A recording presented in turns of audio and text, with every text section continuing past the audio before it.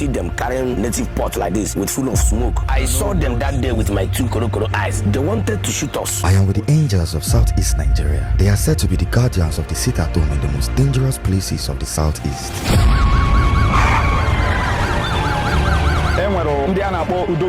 Those people that is inside the bush, let them come out and face us. We are out for them. Today I am in Anambra State, Nigeria. Come with me as I investigate this place. Let's walk through the streets of Anambra on a sit-at-home Monday.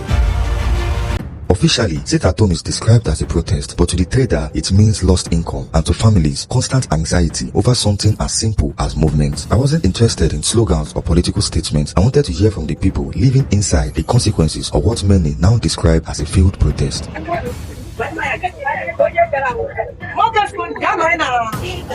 We decided to go deeper into the local market to hear from the indigents and understand how this problem has affected them and their business.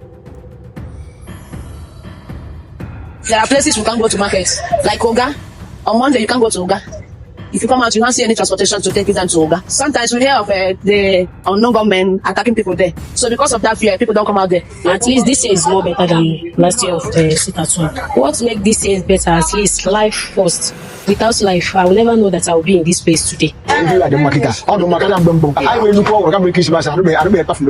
It is peaceful because since our governor Soludo bring all these security peoples, at least we are secured both in markets and even if robbers are disturbing, not like before. To understand the origin of the sit-at-home protest, how it began and what led to the insecurity it has brought today, we need to go back to the beginning of everything.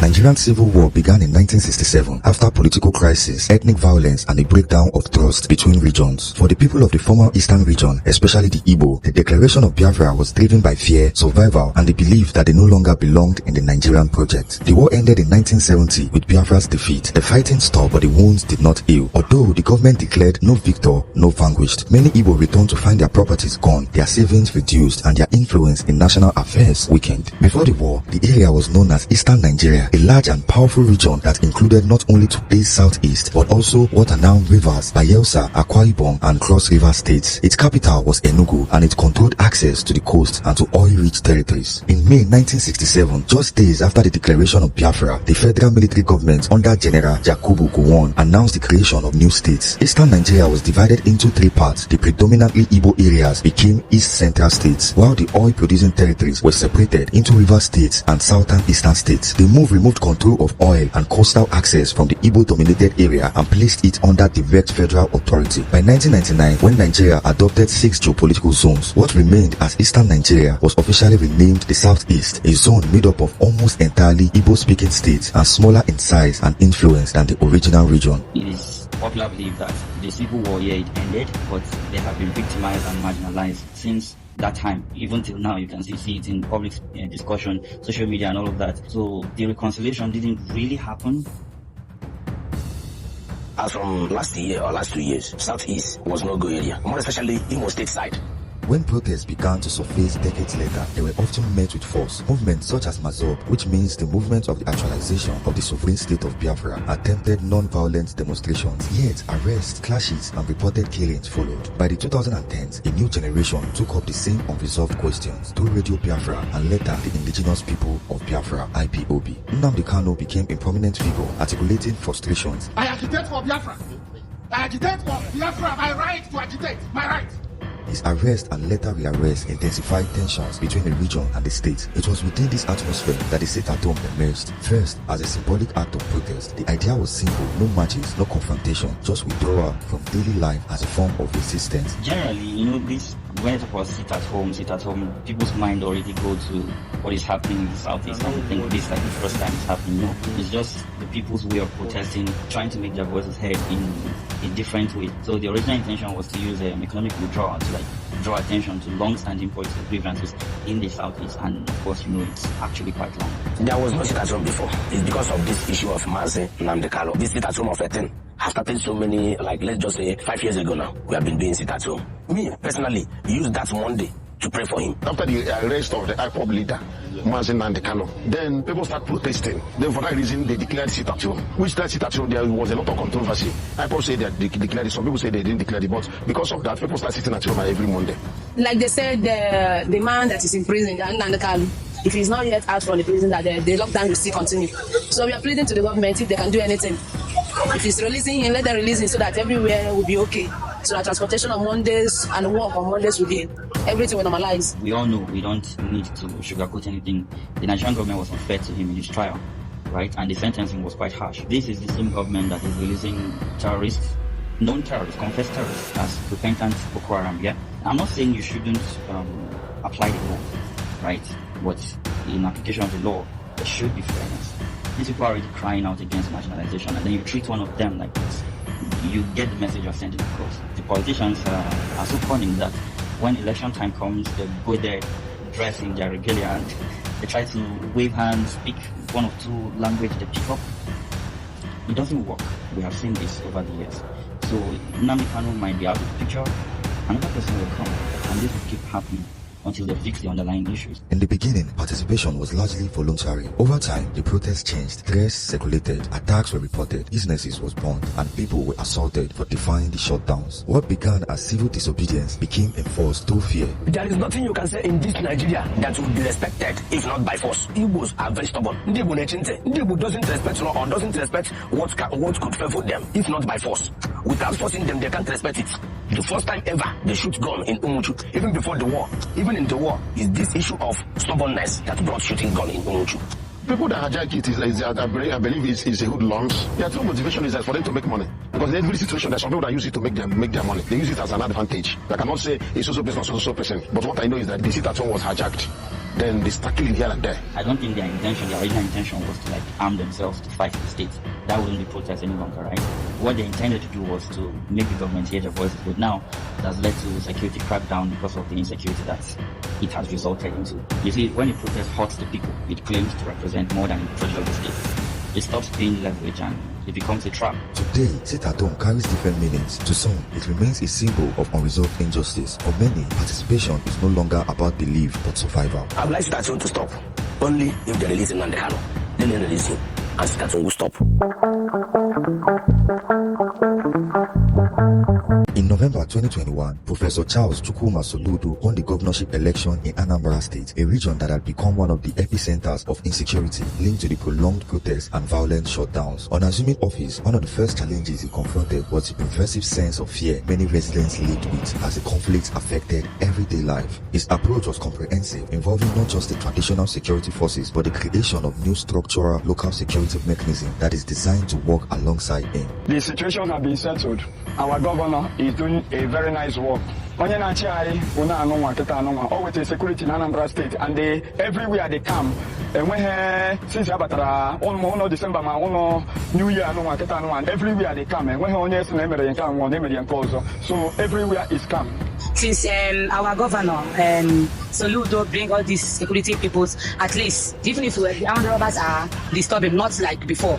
There are most of certain things in place. All the way to safety in Anambra State.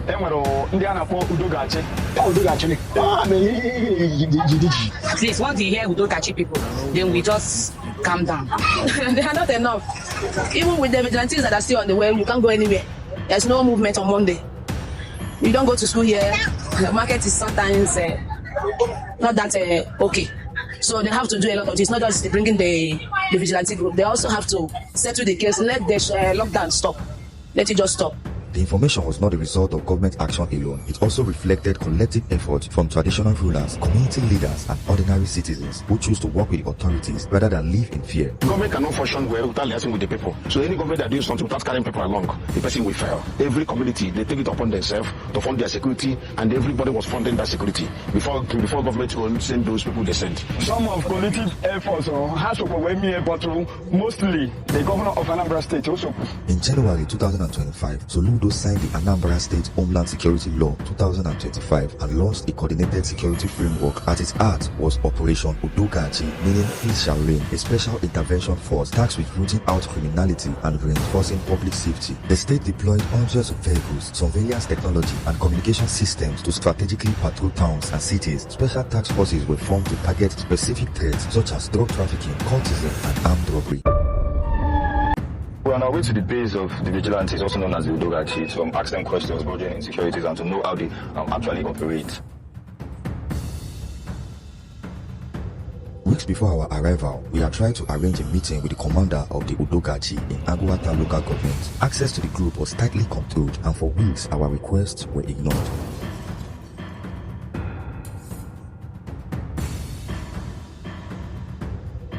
Fortunately, today our persistence paid off and we were finally granted their presence. Though they initially refused to speak with us, we waited for hours on the road, watching the village around us before the commander finally agreed to grant us an audience.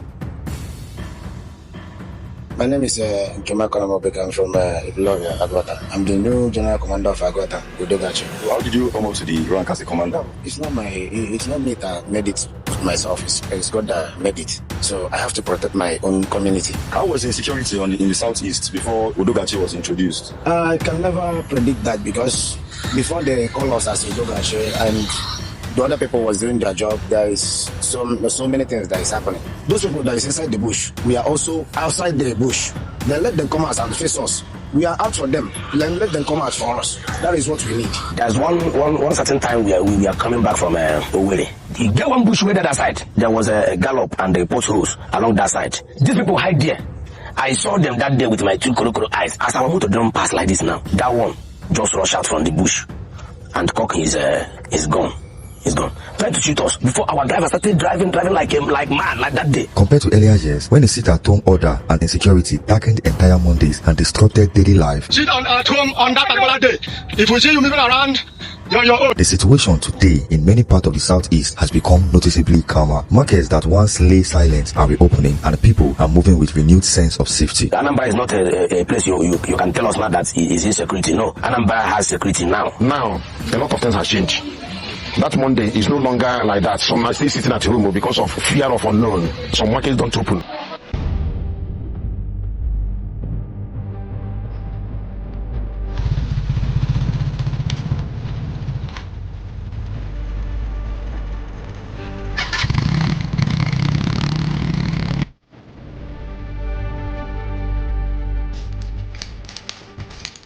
We are not getting enough support. The local government chairman is trying very well. If he's God sent, him is God sent in Aguata. But the people around him is not helping him. So that is the main thing that I'm talking about. If the people around him is helping him, he will never have any problem in this Aguata. But I believe once I'm the commander of Aguata, I believe nobody will torment the young man. And nobody will come to this Aguata and go scot-free. Is there anything you think that needs to be adjusted? Maybe any challenge that you think the higher authorities should do to help assist you people to make it easy for you people? Normally, they know what they will do because when you are working as a security, you have a family, you have everything, and you leave your family to secure all those people outside. At least finance and every other things, we need it. Because I leave my family for since over 3 months or thereabouts. I've never seen my family. Bullets matters because those people that is fighting for us, they have many bullets. But we ourselves, we don't have enough to challenge them. But the one that we have, and the spirit that is leading us, because of the land, is protecting us. That is the main thing.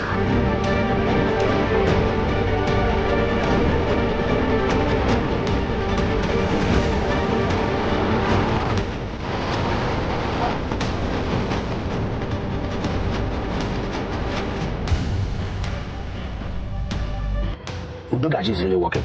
But there are some people in that Udogachi doing the same thing that they are using to punish other people. You will see Udogachi will carry Oji, that staff native doctors are using. You will see crocodile on it. You will see tortoise on it. You will see what they call a guy, plenty attached full of a guy. If security pass you like this, you don't even breathe. If security pass you, at least you have to see him as a security. But security pass you like this to be as if native doctor or this native doctor pass you like that. I don't know why they are doing it. I don't even know if it is working. When you want to catch a thief, you do like a thief. If they want to go dirty, they go dirty. If they want anyhow they want it, they will give it to them. So that's what I believe. that. Because yes, normally they lose care. Some of them, and not all of them is that. So some of them, when you see some of them, you will run away. Once my hand is clean, I don't have anything in mind. I don't commit crime. I'm not a bad person, so I'm not afraid of them. We are okay with the addressing. They does not hurt us. We are fine with them in this village. I don't like it. I don't like it. It's not good. Security should be decent. Even though this Apoko that is in detention now, it doesn't dress like that. Why should it be those people that are catching them are now dressing like that? Sometimes you will see them carrying a native pot like this with full of smoke.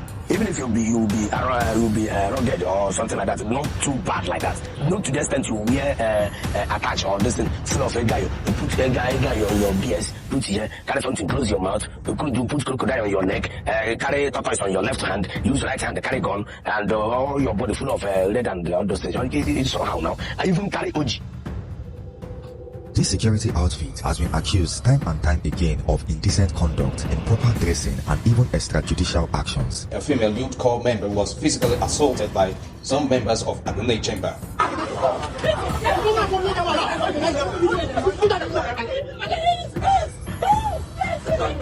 Yet, this serves as a reminder that no matter how well something is built, without proper checks and balance, it can slowly lose its purpose.